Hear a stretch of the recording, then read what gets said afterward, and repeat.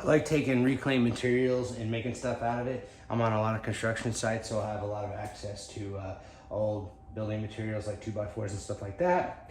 So I make stuff out of it, like these benches, sell on Facebook Marketplace, and Facebook is always like, make a video about your product. So that's what I'm doing. And I've been slacking on my YouTube channel so I can kill two birds with one stone this way. So anyway, these benches made of 2x4s. First step is to find them on a construction site. A lot of these places throw tons and tons of lumber away. Just get permission first. So I take this scrap lumber, take it home with me, clean it up, bring it back to life.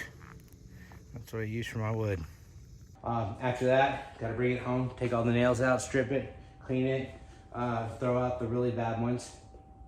After that, you gotta measure it and cut it. All right, got all the lumber stripped and nails and all measured, ready to cut. Let's do it. After that, cut them up and then sand them down. Sanding them is probably the toughest part of the job. That takes the longest. I think this batch had like 96 pieces. And halfway through, my beloved sander died and I had to get this new DeWalt one. New DeWalt sander.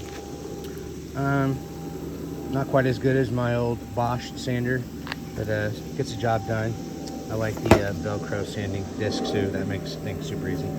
After that, you fabricate them. So you put them together with screws or nails, preferably screws.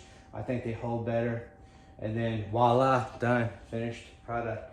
They're very strong, kind of contemporary looking.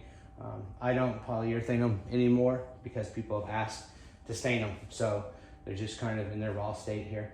But if you're gonna have them outside, I would definitely seal the heck out of them. But again, very strong, sturdy. Just don't sit on them.